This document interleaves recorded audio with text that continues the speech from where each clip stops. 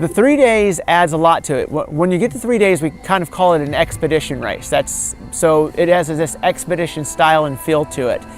The team's big challenge is, one, keeping moving for 3 days and dealing with sleep deprivation, and also being able to manage their food and their gear and the logistics that go with it.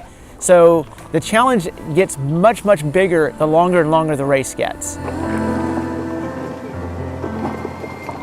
Launching canoes under the cover of night, teams set off on the longest paddle leg of the race, journeying downstream on the Ocklawaha River. Temperatures plummeted to near freezing, and a heavy fog lay over the water, making for difficult nighttime navigation.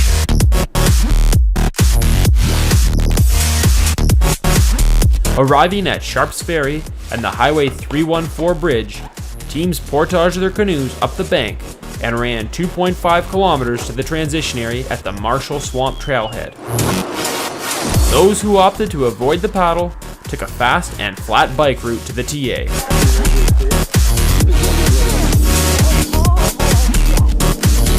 From here, teams fueled up and prepared for the next leg, a lengthy trek along the Florida National Scenic Trail.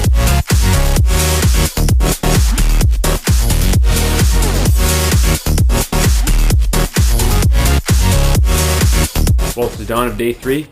Jess and I haven't slept at all so far. We've gone through 2 full days and 2 full nights of adventure racing. We're feeling prime and prepped.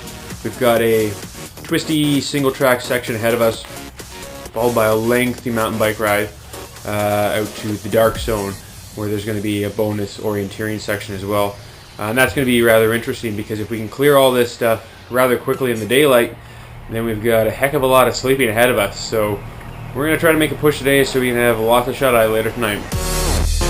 Venturing off on a thrilling bike leg, racers were greeted with a maze of fun and fast-paced single-track trails.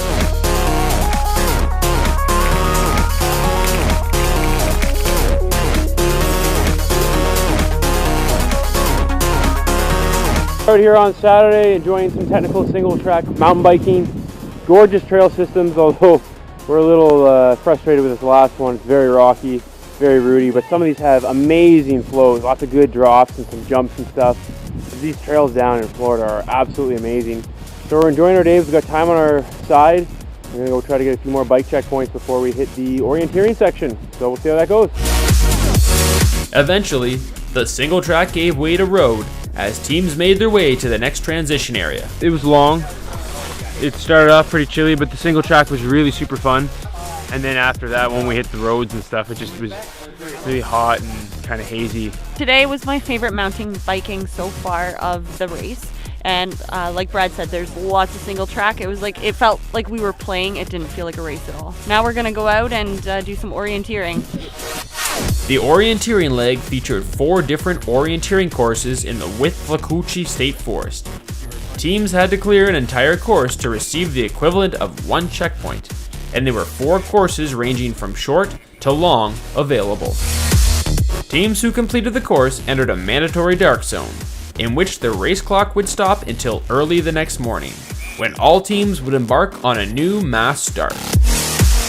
So we are just hanging out at the camp right now. We've done 2 orienteering courses already out of 2. We've chosen down the hard, long one and the medium one so far. And then we've got 2 of the shorter courses left to go. The sun's starting to set, but we've got our lights, so we'll go out there and try to clear up those final orienteering courses.